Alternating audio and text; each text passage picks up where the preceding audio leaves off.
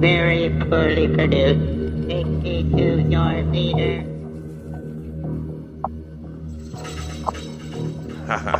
Take me to your leader. We're live.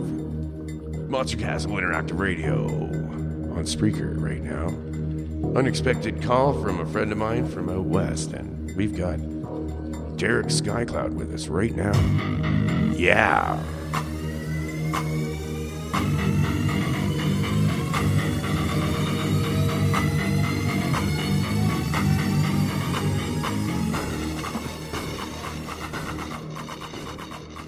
Welcome to the castle, Derrik. Welcome. Thank you. Welcome to the castle. So you're a radio host as well out west, dealing with the same thing I do. Yeah, I'm on the West Coast. Yeah. I'm up on the West Coast. Yeah, and I'm down South Ontario, Lake Erie, the haunted old lake.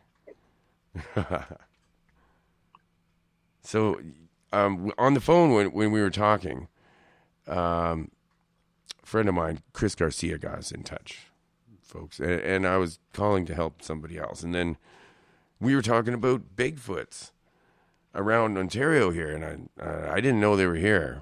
Everybody told me they were when I was a kid. Never heard of Bigfoots in Ontario. Everybody said, "Nah, there's no Bigfoots there. They're just out west."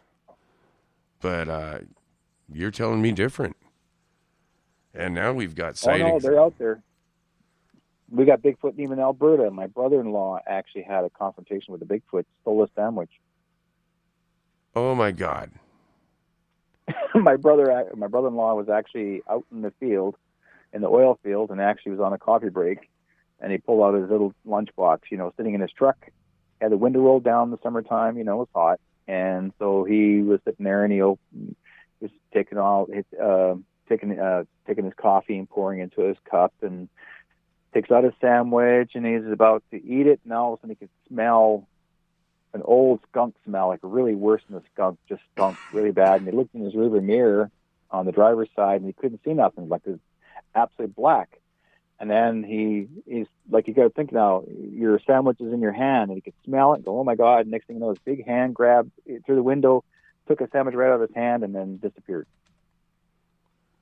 Oh my God, he stuck his hand right through the window? Right through his window, because his window was rolled down, but he stole a sandwich, and then he walked away with the Sasquatch walked away with the sandwich in his hand. Holy shit. Yeah, he jumped back like, whoa, and he looked back out the back window of his truck, and there's the Sasquatch walking away with the sandwich. And people up there, they must be used to this, eh? It's just common knowledge, right? Yeah. Well, out in BC here, there's sightings of Sasquatch all the time. That's normal. So because a friend of mine, Ron Horn, he he ended up getting. He actually had 4 friends with him, and they went out to the bush and they go camping a little bit for the weekend. And so everybody gathered together, and only one car, one Jeep truck, and they all went out there, and they sit by the lake, where the river should say, so where the river runs, and they have a tent, a big huge tent, set it all up, and they're camping, and they're ready to cook and do their own thing, but within the hour, everybody's about to eat, and they get inside, and they're eating inside the tent, so to speak, and then they could hear yelling sounds like, roar, roar. And they thought, and Ron had the suspicion, he thinks he knows what it is, so he goes, okay guys, get in the tent now. So they all got in the tent, and he closed the zipper, and they're all sitting there waiting. Next thing you know, they could see shadows, silhouettes of 4 large, tall, 8-9 foot tall beings, shadows of people, and then one little shorter one walk right behind them, and they're all messing around with the camp, kicking things around, picking things up, dropping things on the ground, and you can hear him somehow brushing around. And then I guess Ron said when he looked through there's a little hole, tiny hole. He looked through the tent, and he can see the fur, like it's really long and wavy, so to speak. And he said you can hardly even see their faces. He said, but it stunk. He said they smelled like old skunk, like as if the skunk was dead and kicked around a bit. So, and they're all keeping really quiet, not saying a word, not a peep. And the Sasquatch knew they were inside. I mean, they knew. And so then they decided to leave, and they walked away for a little bit. And then not even 5 minutes, and Ron can say he can hear the chunk of metal bang, bang, scratch, bang, bang, scratch.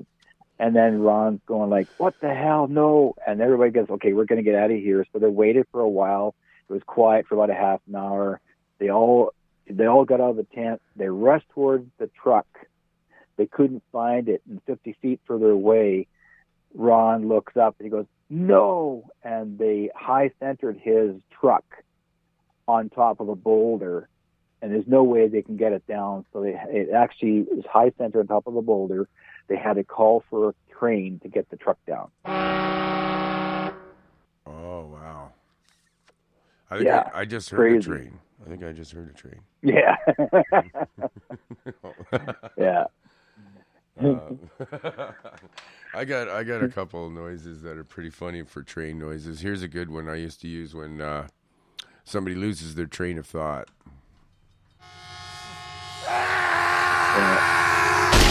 Ooh, he got hit.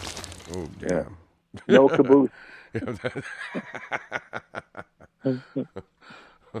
Somebody gotta clean that up now. Yeah. That's a good one. Up there, wow! I can't believe that they saw that, and then everybody sees, and like I saw one. I swear I saw one out in a cornfield in the summertime here. Like, and we're southern Ontario. It's pretty much boonies here, like down by Lake Erie. I don't know if you're familiar with the area at all. It's like Port Burwell and Vienna. That's where Edison was born. Thomas Edison. Or is it Thomas Edison? Yeah. Thomas Edison, yeah. That fucker. Yeah, I found out. He's the one who went against Tesla and all that, and him and Westinghouse, and they electrocuted fucking elephants and horses and invented the electric chair and also electroshock therapy. We can credit him for all that. Well, actually, Edison also invented a spirit box.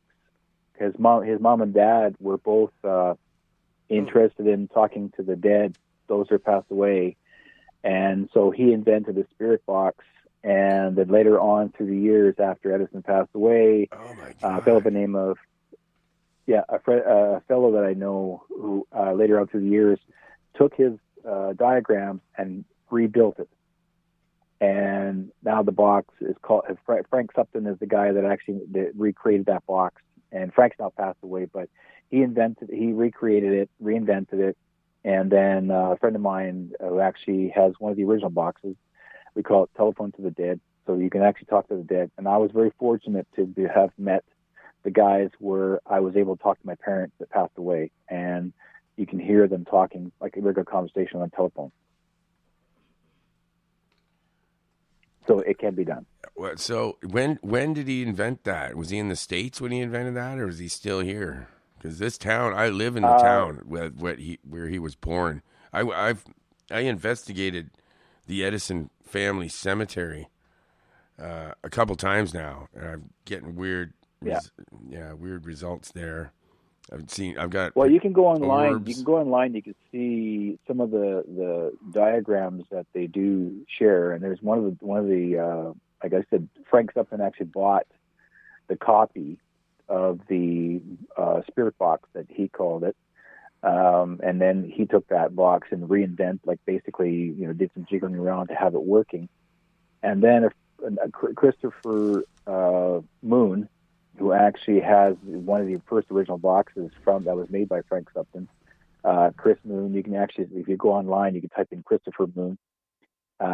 He's the one that started it. And I had Chris on my show years back, and I said, well, let's test it and see if it's on my show and see if it can make contact with my parents.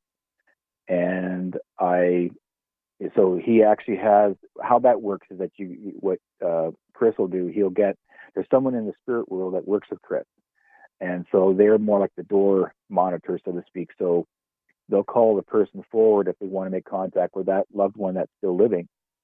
And so I guess when Chris was on, then he got his box manager to call for my mom. My mom came forward and she was talking, and I heard my mom go, "Hi, honey, how are you?" And I go, "Wow, Mom." Like I know my mother's voice. And then there was another friend of mine who was sitting next to me that he wanted to talk to his dad. And so his father came forward, and my mom got mad, apparently. And there's two people arguing, and here it was my best friend's father came forward, and then my mother and him were arguing, and my father yelled in the background, "Your mother's stopping traffic again." And I know my father's line, because he would use that when my mother gets in an argument. So it was really cool. And Chris said, "This is the most I've ever seen anybody argue." And that was on a spirit box. That was from the spirit box, yeah. That is cool. Yeah, and they call it telephone to the dead. Nice. We got Nick in the Spreaker chat room, the champ. He's there. Shout out to Nick. And I'm not sure if you can hear us in Discord, Nick. I got you. I'm in there so people can listen in my Discord, but I'm not sure if it's working right now because that's the laptop I was having trouble with. But go ahead and try it. It is turned on. So, if you go in there, you should be able to ask Derrik a question if he's willing. If anyone wants to. Or just type it in the chat room in Spreaker or Discord. But we do have listeners, amazing. So I was supposed to do a show at 3 o'clock, and I had sound problems, so I postponed it. And that's with the Brazilian MUFON director, assistant director, Thiago Tichetti. Yeah. Yeah, I've never talked to anyone from down there, so that was going to be pretty good. Yesterday, I had Barry Fitzgerald from Ghost Hunters International. Uh-huh. And Zohar Stargate, Zohar Global Group on YouTube. Are you familiar with that? They do great videos, man. Barry has got an amazing voice. He's an Irish guy. Yeah. That was pretty good. We talked about like fairies and elves and goblins and things like that, and gnomes, and we put a connection between some of the Native American folklore with the Irish because it's so similar. There's different names for things, but they're the same thing it's pretty much describing. Well, as a kid, me growing up, I've actually talked to little people, fairies and elves. I've spoken to them. I've seen them with my own eyes. And others have. My daughter, her best friend actually has a little brownie. I'm not talking about a girl, by the way. A little brownie from Scotland, and it stands about a foot tall. And it came on off the ship from Scotland. It was starving when she found it laying on the ground. She thought it was a small kitty or a small cat that was dressed up, but it actually was a human or a human form. But it had her hair all over it, and she took it home and took care of it, and actually could talk to her. And then the brownie decided to stay with her. So, and my daughter got to was introduced to the brownie, and they had great conversations. And even to this day, the brownie's still alive, and lives in Vancouver Island. And wow, so you are Native American? Métis. Okay. I'm actually I'm actually my grandmother's from Bear River Reserve in Nova Scotia. The Mi'kmaq Ojibwe people.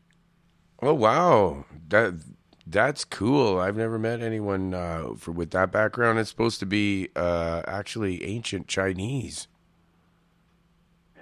Well, here's the crazy part. in the further east of Nova Scotia as well as New Brunswick, the Japanese came to the land of eastern Canada long before the Vikings. They just recently, the last 10 years, they found tracings of stone that is actually from Japan that you can't find anywhere else. And small parts of small temples and even writings in Japanese that were 10,000 years before the Vikings even arrived. Yeah, I heard that too. Yeah. And there's archaeologists out there right now as we speak. So they also, sorry, I'm just typing to somebody in the chat room there. Doing a show. That's what's going on. All right, there you go. All right, I can't do two things at once. I'm bad at that. That's why you need an assistant.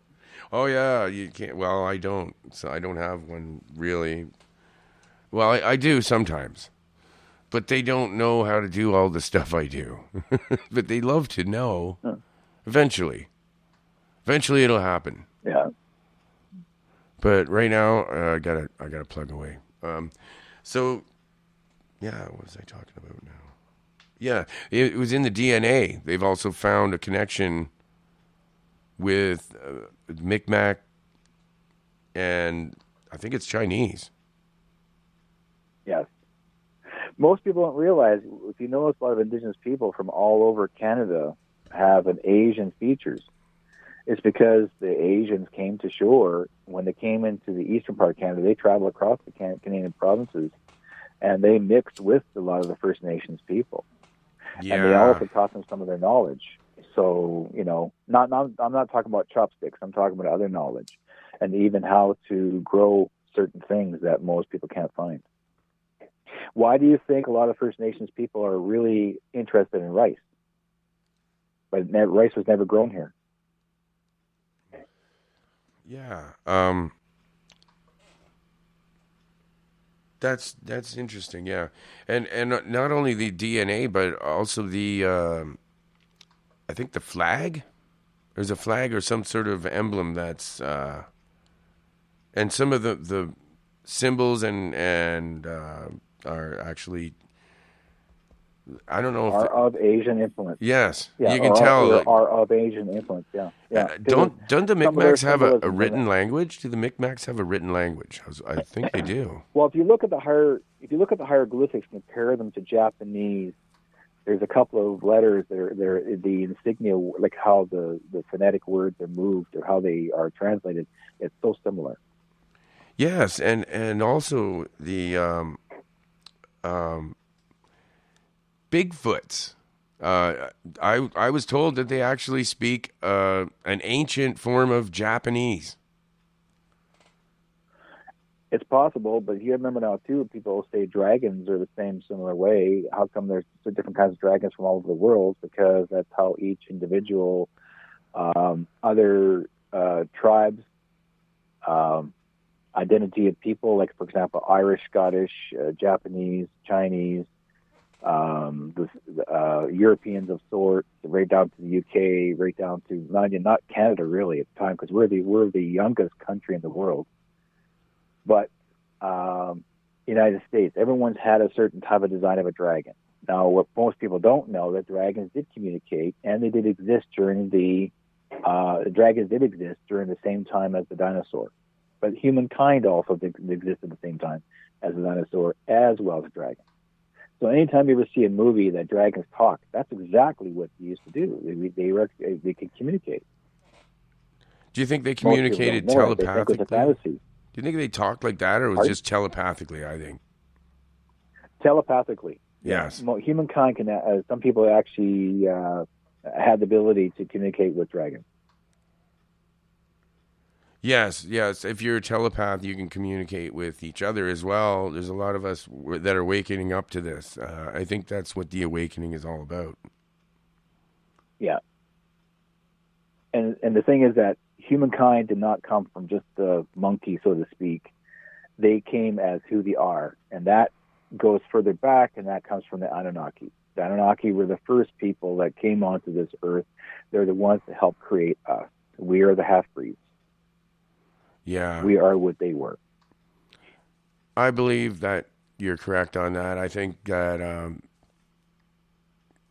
that's been. I don't know if I agree totally with all the Zachariah Stitchin. Barry was talking about that yesterday. Actually, Barry Fitzgerald from. Yeah. I can't remember what he said now. He had a take on that too. He said it's not what Stitchin said. I'll have to listen back to the show.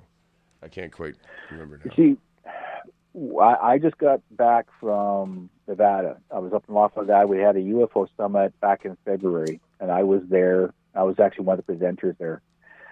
And the reason why they asked me, first time for me to be at a presentation with them, because Bob Brown, who actually was running it, it's the mega, they call it the Laughlin UFO Summit. You can actually go online and have a look at it. Johnny Enoch, good friend of mine, is the one that encouraged me to come up. He was actually one of the board members. Bob Brown is one of the original people that started UFO conferences the last 40, 50 years. And Bob insisted to tell Johnny, you bring this guy here. He needs to be here. He needs to talk about this. Because Bob is quite intuitive in himself. He goes, no, Derrik needs to talk about this. You guys need to know. So I said to Johnny, I said, well, what am I going to talk about? He said, tell your story. So I work with the Anunnaki because I've been taken by them since I was a kid back in 1967 in Manitoba. I remember I'm originally from Manitoba. And this all started from there. From there on, through the years, I got to know them. And then back in 2003, they came to see me again and asked me if I wanted to go for a ride on the ship. And I said, cool, yeah, great idea. And they said, well, do you want to come with us to our planet for a visit? And I said, sure. Now, my wife was outside with me, and I asked her if she wanted to come with me. She goes, no, you go have your fun. So we took off for a few hours, and they took me on the ship, and I got to see all kinds of stuff that most people don't get to see. But I learned a lot from them. And things that most people, they have their past, but they also have their present. And their present, and that is today. They live for today. And their lifestyle is not as it was back then. And what people have learned about the past is not what they're like now. There are a lot of Anunnaki living in Israel, as well as Egypt as to this day. There are 8, 9 foot tall Anunnaki living today in Egypt.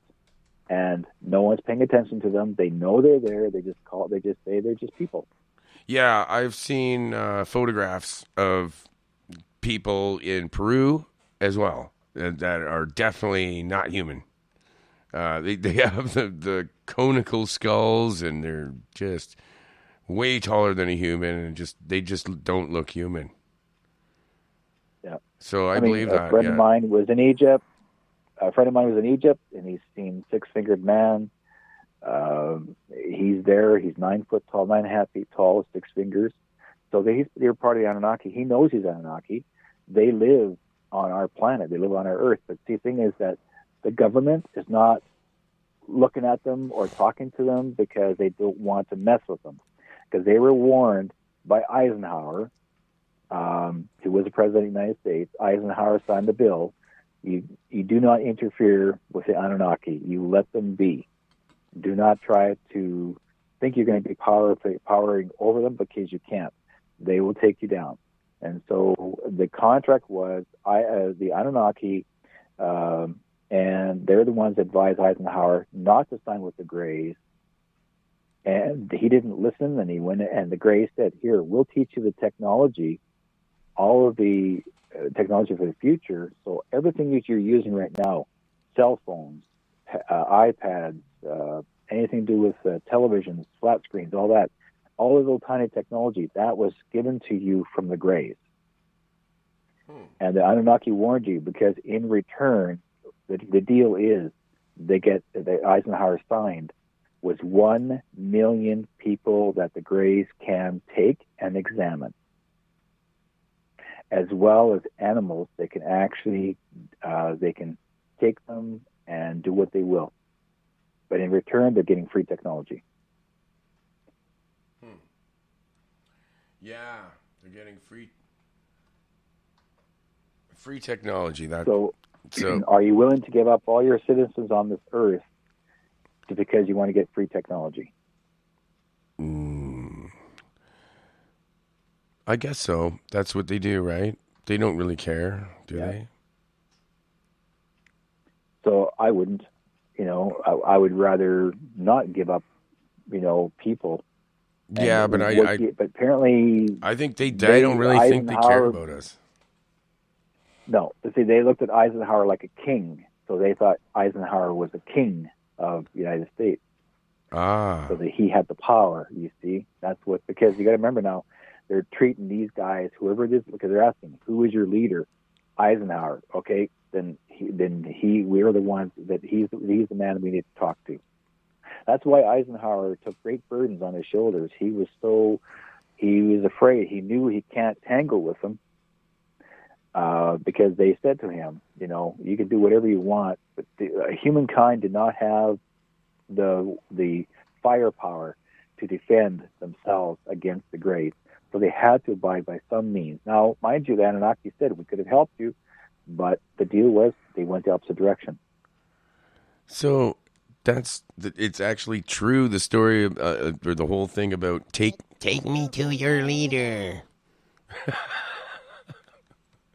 I can't believe that. Yeah. Take us to your leader. Yeah, so that's like based on fact, that whole thing about take me to your leader. Well, when you hear that saying, take me to your leader, yeah, that was heard. Yeah, well, remember that movie called The Day the Earth Stood Still, where that robot came out of the ship? Yeah. Right? And the guy was up in front of him, and they shot the guy that was saying, I come in peace, but they didn't. They went in and killed him. That's based on similar to the real story when Eisenhower was there. It's a reenactment of the original introduction. I believe that. That makes sense now. Like, so the whole thing, yeah, that's an actual truth. Sort of, they're basing it on truth. So they're really just making fun of us, really, I think, with all those little jabs in the movies and everything. Yeah, Steven Spielberg, for example, had seen the Greys. He's met them. Okay, George Lucas, also the fellow who just passed away, or has passed away, who actually did the TV series Star Trek. Gene Roddenberry. Gene Roddenberry. Okay, now these guys, whether they met them or didn't meet them, but they were influenced by the dreams and to create these caricatures of characters to make these. Because, for example, when Gene Roddenberry created cloaking in the movie, in the show, yeah, where they said they're cloaking. Well, actually, to this day, there are extraterrestrial ships that do cloak. So they learned from them that the ships are cloaked. So if you ever get a chance to get yourself night glasses and watch the ships, you can see them on your night vision glasses, but you can't see them with your naked eye anymore, unless they want you to see them. When I was in Nevada, we did a night watch, and I was watching these 50, 60 ships flying above the airport.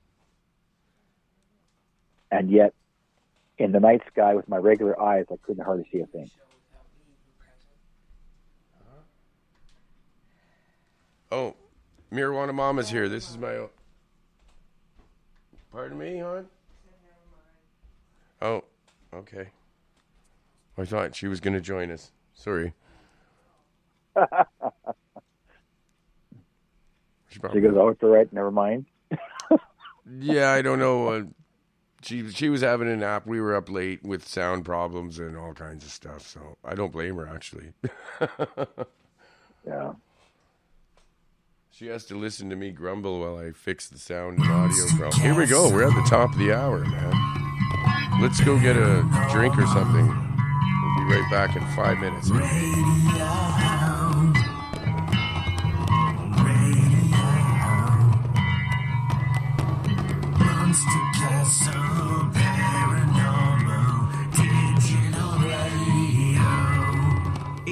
From the fourth dimension. Did I forget to mention a thing? She could sing with a fifth dimensional ring in a voice that would sound like angels coming from the sky. She could sing. She could sing. She was a groovy little baby with a fifth dimensional ring in a voice. That's right, all right, dig it, yeah. From the Wolfman, sing it out now, yeah. Here we go. Groovy little baby from the fourth dimension. Did I forget to mention one thing? She could sing.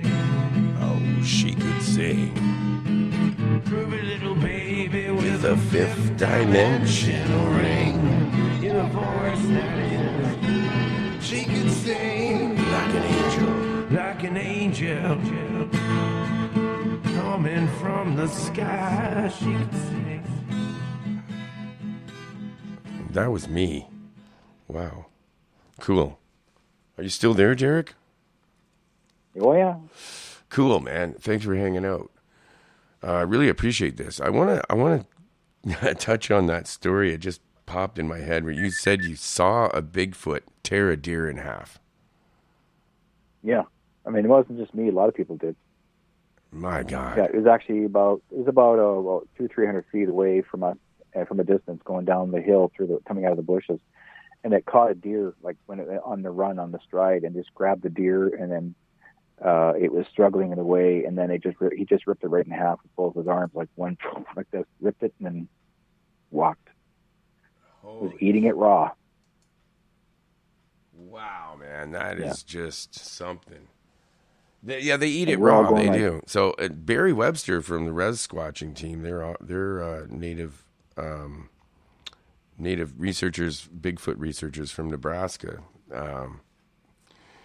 They had to talk with their elders first before they disclosed any information to me, and they had to talk to me. The elders had to talk to me on the phone, and then they said, "That's okay. You can talk to him. He's okay." They kind of read me, see what direction I'm going with this information. So, and they said, all right, you're allowed to disclose this to him and that to him. And I was told that Bigfoots actually eat people if they don't like you. And especially the women, the female They could, ones. if they really, they'll scare you first, but they would prefer to communicate with you in a very peaceful way. But if they will threaten you first, if they don't want you around. There's peaceful Sasquatch, and then there's vindictive Sasquatch. There's different kinds of Sasquatch. You don't have one kind. There's different varieties of them. They have personalities. But they're not from this. They're not from this planet. You No. let our listeners know that they're not from this planet. I didn't know that. They were brought here for a reason. They were brought here. Wow. And they were brought here for a reason, because their planet was dying and they need to be repopulated. So they're like Wookiees. They're what you call basically. If you think about what George Lucas had done, George Lucas actually made a Wookiee, and made the from that idea with the Sasquatch. That's what I was thinking too. Wookiee is a Sasquatch. That is the same thing, isn't it? Basically, Yeah, same and thing. it's exactly what it is. Really, it's showing you what Sasquatches really are. They're creatures from space that just look like that.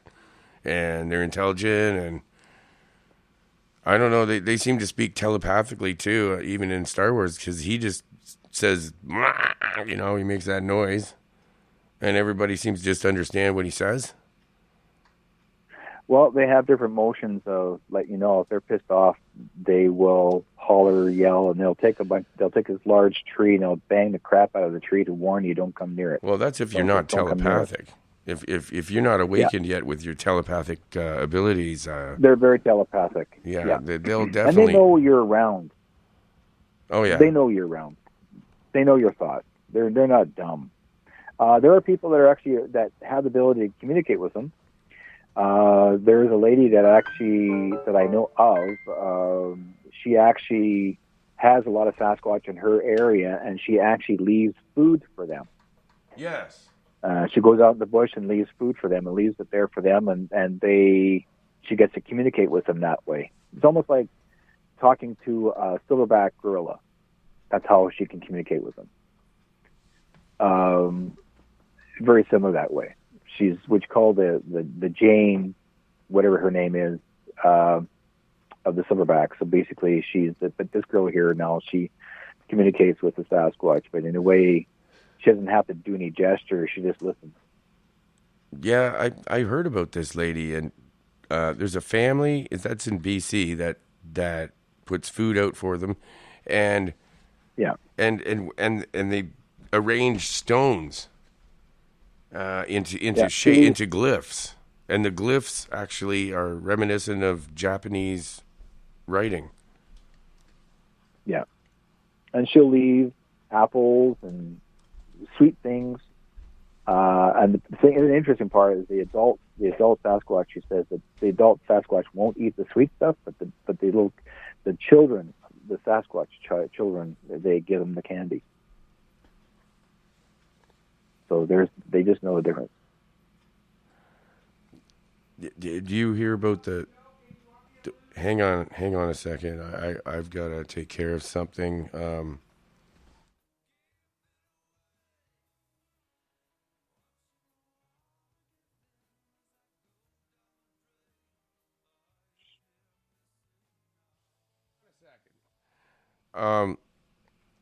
Okay. Okay, she's found what she was looking for. Okay. It's all good. Are you still there? Yep, I'm here. Okay. Now I lost my train of thought. I'm going to have to make that sound. Yeah, I'm going to. There's your train. I'm going to have to make the train sound now. That's it.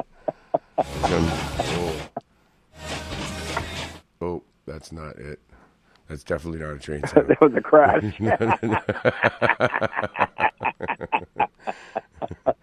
Something's going on. Oh, it's... There's okay. Two trains crashing against each other. Yeah, I know what's going on here. Okay. Well, anyways, the train is still there.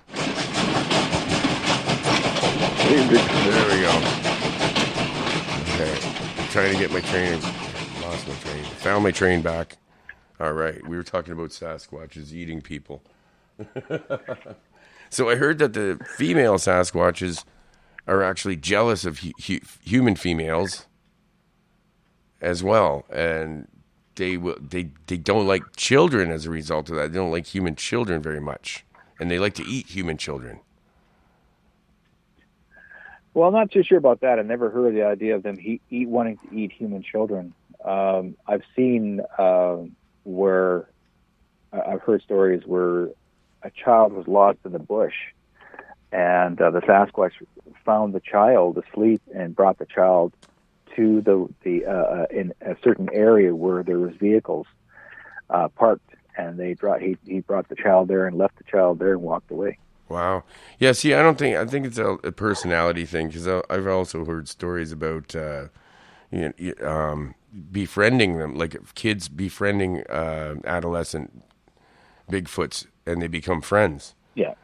And yeah. So anyway, what I seen around here was in the cornfields, and I thought they were bears at first. And there's no bears around here, but what the hell is that thing out there? And I was thinking, yeah, that could be Sasquatches, man. But I just couldn't believe it. I'm seeing these things here. Yeah. And the other day, last week, we definitely saw one. It was an adolescent one. It was pointing. It was standing on 2 feet. It was pointing to the sky. It was pointing up at the sky. And it was standing in the middle of the field, like as if it was talking to me personally, showing me to look up at the sky there. And it was bushy like a bear, but it was like standing on 2 legs like a person, and it was far enough back that, it could have been a bear standing on 2 feet, but I don't think so. I think it was a adolescent Bigfoot pointing up. I don't think bears point up at the sky with one hand. Yeah. He's pointing to the side and said, "Here's your sign." Yeah, that's what there was. 3 people saw it in the car. We were driving by. We were just dropped our mouths. We're like, "What the heck is that?" Middle of the day, midday, in a farmer's field, not too far from here. Yeah. Pointing at the sky. Yeah. There she is. You want to join us? There's a headphone right there. Oh, why not? Okay. Too tired. She's a little groggy, but yeah, she was with me, and that was weird. What do you think it was a Bigfoot? I know it was a Bigfoot. Made one person in the car not even see it. There was one. Yeah, Nellie, you looked right. You didn't see it, eh? But 3 of us saw it. But I think when you looked, we already drove by, and you would have had to look way back. It was just like, It whoa. was blocking her from seeing it. Do you think they can pick and choose who can see them? Yeah. Yep. They will. If you're meant to see them, they'll make sure you see them, and not everybody gets to see them. Like, can they Even actually? when they're about to cross a highway road, they'll walk real slow, and they know you're coming, and you're forced to slow down to stop, and they actually will stop in the middle of the road and look at you, and your mind is swimming, so to speak, and you don't know how long you've been talking to them, and the next thing you know, they'll keep on walking, and then you go like, what the hell am I doing here? I just finished talking to a Sasquatch. Yeah. Can they run really fast too? How fast do you think they can run? As fast as a car, maybe? Sasquatch can rip your car off to get to you easily. I've heard stories of people that were trying to get away from a Sasquatch, and it caught up to this one guy's car because he was trying to shoot the Sasquatch, and he ran to his car, and as he's driving away, he could feel the sides of his vehicle being ripped apart and the bumper being ripped off while it's trying to hang on to the car. That's So incredible. what does that tell you? Yeah, Yeah. they break trees in half, man. Like, I just wonder how fast they can run. I don't know. Nobody's ever told me that one. I never asked anybody. Yeah. Can There's they- so many cool stories that these people have actually either witnessed or shared. How fast do you think they can run? You think? A Sasquatch? Yeah. Well, let's put it this way. How fast can a deer run? Oh, no shit, because they can catch deer. They can run and catch It can them. catch a deer. That's it can true. easily catch a deer because it catches a deer in mid run. Yeah. I don't know. Deer probably about 40 kilometers an hour. No, more than that. Probably 60, right? I don't really know. I should Google Yeah. that. That's interesting because we had something run beside our car one time, and it was keeping up to our car. Yep. And it was speaking to me telepathically. Well, it Yeah. was running beside No. the car. Yeah. He wasn't trying to hurt you. It's just to let you know that he was there. See, I thought it was something else. I thought it might have been what they call a Wendigo. But I don't know for sure what that is. It has different names. Is that the same thing? Yep. A Wendigo and a It has different Sasquatch? names. Is that the same thing? Yeah, Wendigo and Sasquatch are very similar. Like they always use different names. The Wendigo actually is an indigenous name of the Sasquatch. Okay. All right. So that's what it was. It was a Yeah. teenager, though. Yeah. No, but he says the thing that was running beside our car the one time and keeping up to the car was a Sasquatch too. Are you serious? You can Yeah, run that fast Wendigo like and that? Sasquatch is the same thing, just I a didn't different know name. that. And yeah, that makes sense. It was trying to get your license number so it can find out where you live. That makes more sense than Wow.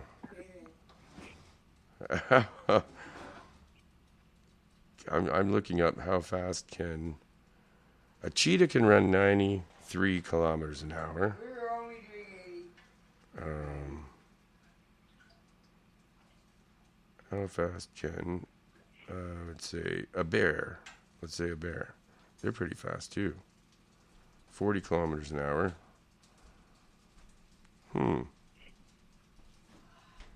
How fast can How fast can a Sasquatch run? Well, I'm going to Google that and see what happens. Google is definitely something strange. You think it's Google has become sentient of itself, aware of itself? I wouldn't put past it if it can become a sentient. Yeah, I mean, we don't know everything about what Sasquatch can do. Not everybody knows. Like, I mean, we're only learning from what we understand. And there's people on the West Coast, for example, the indigenous people on the West Coast. Whenever we talk here, when we talk about a Sasquatch, you'll see so many house poles. We don't call them totem poles, but house poles that are actually carved to honor the Sasquatch. And there's so many people that are carvers that carve trees and make them into Sasquatch. They're all over here in British Columbia because we have so many Sasquatch in this area, especially Golden and the Golden, BC. Anywhere that relates to a deep forest area, dark forested area, that's where most Sasquatch hang out. Yeah, and okay, so I looked it up, and it's it's between 60 and 80 kilometers an hour. So that it could run beside a car doing 80 kilometers an hour and almost keep up to you. I believe that is absolutely plausible. If they can catch deer, then they can run as fast as a car. Wow. Yes. Yeah, that means your car has to go 200 miles an hour to outrun the Sasquatch. Yeah, on a highway going 100 kilometers an hour, you probably outrun it, but 80 kilometers an hour, it can keep up to you possibly for a while. Yeah, I think so. That's crazy. Yeah. I just thought of that right now, that the thing that I saw running beside me, maybe that, like, if they can run that fast, well, that's what it was then. It was trashing down the corn. The corn in the field was just smashing down in front of it and around it, just like a Tasmanian devil. It's like just plowing corn down. Yeah.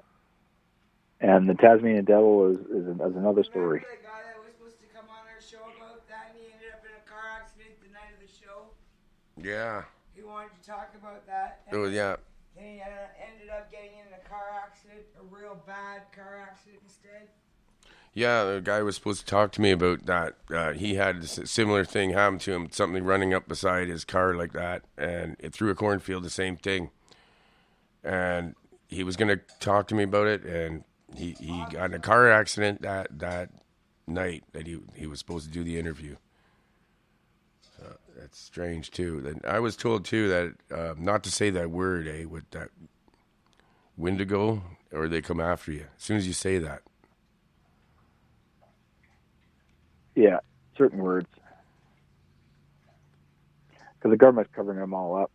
They don't want to talk about it too much. Because sometimes they'll try and shut down your show.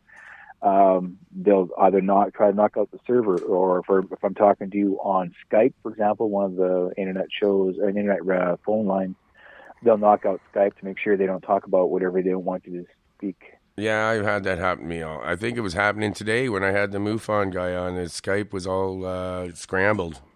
The guy from Brazil his signal was totally scrambled. I could talk to him on my phone, but as soon as I put it through my board, that was it. It was scrambled. As soon as I tried to put it on air, it was scrambled. It's like they know when I'm trying to put it on air. Yep. How the hell can they tell that I'm going to do that? I don't know how they can do that. As soon as I put it in my computer, and it's not even the computer I'm broadcasting with. It was another. As soon as I run it through the board to that other computer, somehow, how can they sense that? I don't know.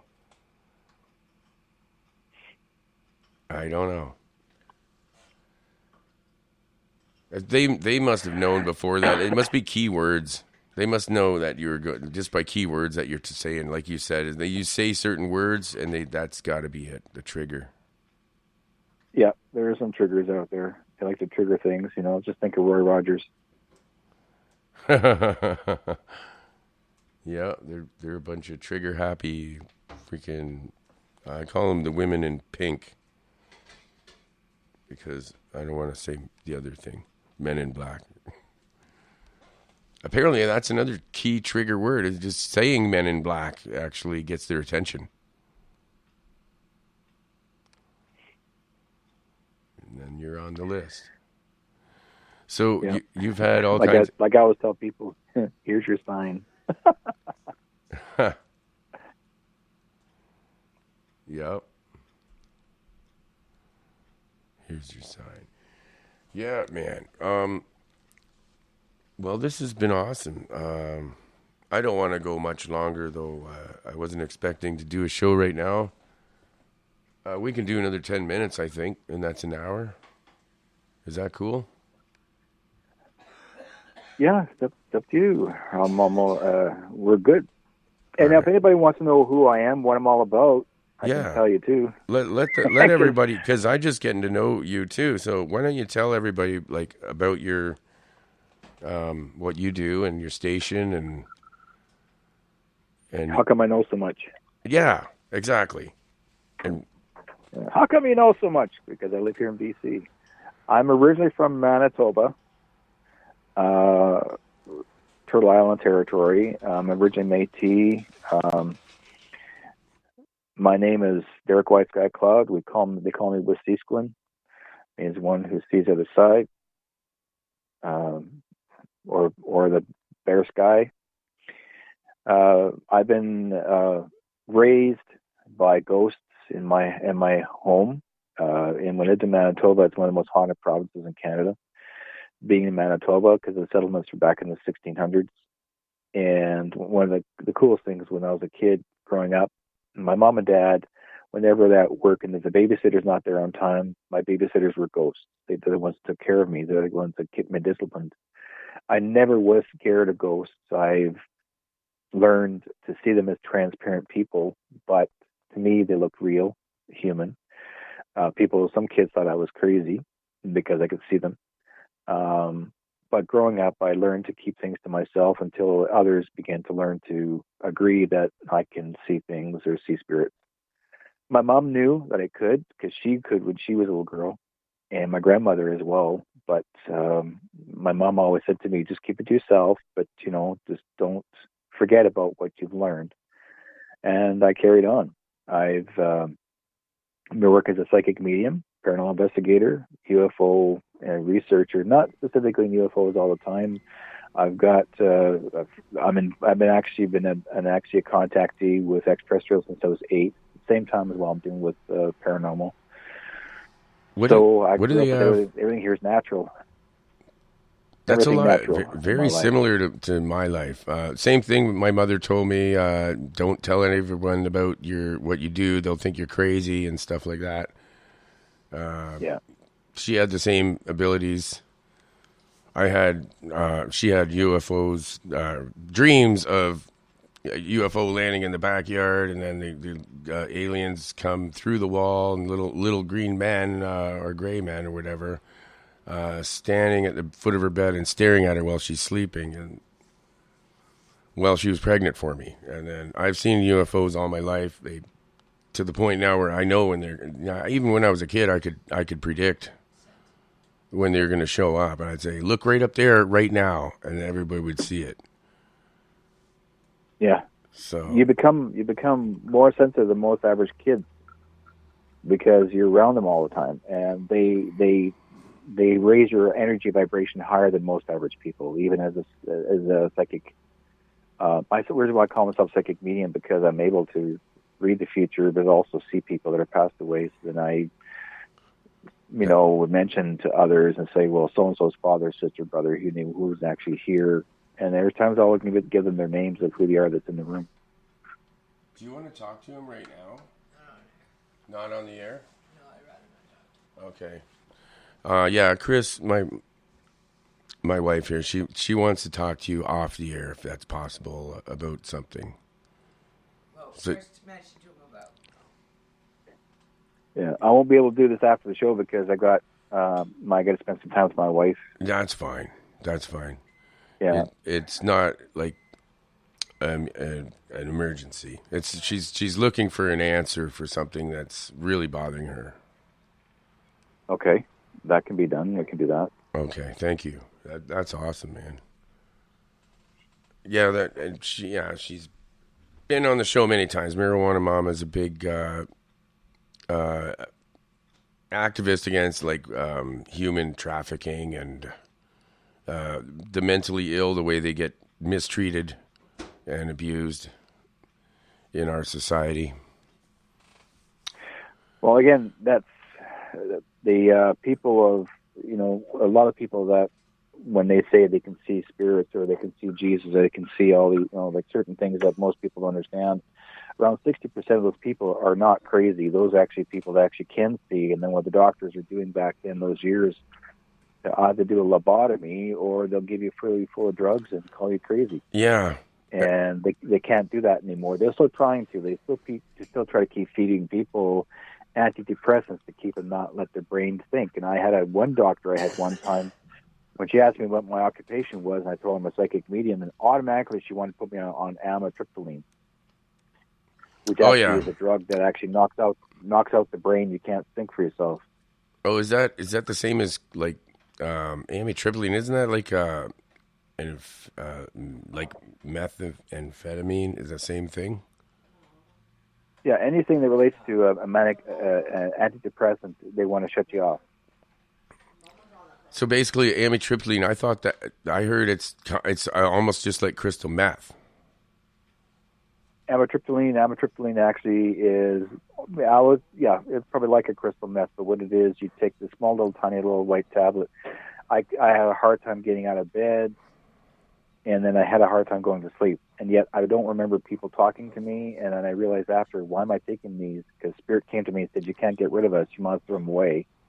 So one morning I woke up and I threw them all in the flusher, and it took me about 3 days that's great. to recover. But yeah, I got rid of them. And then next thing you know, they said, you don't need them. And I said, well, then why was I at the doctor? And because by request of my wife, she wanted me to go see the doctor over something else, but my other doctor was wanted to medicate me for something else, not for what I came there for. So, and then the doctor said to me, I don't even know why you're here. You're not even sick. There's nothing wrong with you. For a man your age, you should be really sick. And I said, well, I'm not. I'm healthy. It's all shit. And so she said, well, don't come back here then. So I didn't. Cool. And then, yeah. I don't like doctors I always much. take care of myself. Yeah, doctors, actually, I shouldn't say I don't like doctors. Just certain, I think when they start being a doctor, they meant to do the right thing, but then they slowly get brainwashed and turn into monsters that are just like, it's kind of like a laboratory of horrors where you're the experiment. And they just don't know what's going to happen. And we'll try this on them and see what it does. But I think really it's just to kill all of our psychic abilities so that we can't, if everyone was telepaths, then we wouldn't need government or laws or police or anything like that. If you know the Canadian law as well as United States law, it is illegal to cure. Yeah, it's illegal to cure. 1932, it's illegal to cure. That means if anybody who wants a cure, you have to go elsewhere. If you go to a doctor, don't expect yourself to be cured. But there are doctors out there that are trying their darndest to help you, that really do care, and there's doctors out there that want to make their $25,000 and prescribe you. Yeah. That's how they do it. So you got to keep your mind, you got to basically make a sole decision of yourself who you really want to trust. Well, we got OHIP here, so I don't know if you guys got that, something like that over there. But really, they just want to get rid of you in 5 minutes and give you some poison and then get you out of their way and cha-ching, slide your OHIP card through their thing so they get paid and for 15 minutes because everyone's supposed to be... Oh, wow. Oh, I'm sorry. I had the turntable at the wrong speed. You want to try it again? That means we're at the bottom of the hour. But yeah, they just want to get their 15 minutes paid for and get you out of there in 5. And anyways, that's what I see going on here in Ontario. Yeah. It's pretty sad. Yeah. Well, if anybody wants to find me, guys, you can go out to whiteskycloud.com, or you can make me a friend on Facebook. Love to hear from you guys. Everyone, thank you so much for having me on your show. Really appreciate it. Yeah, I'm going to leave your links and everything in the show description so they can check you out there. And I really appreciate it, and we'll talk later.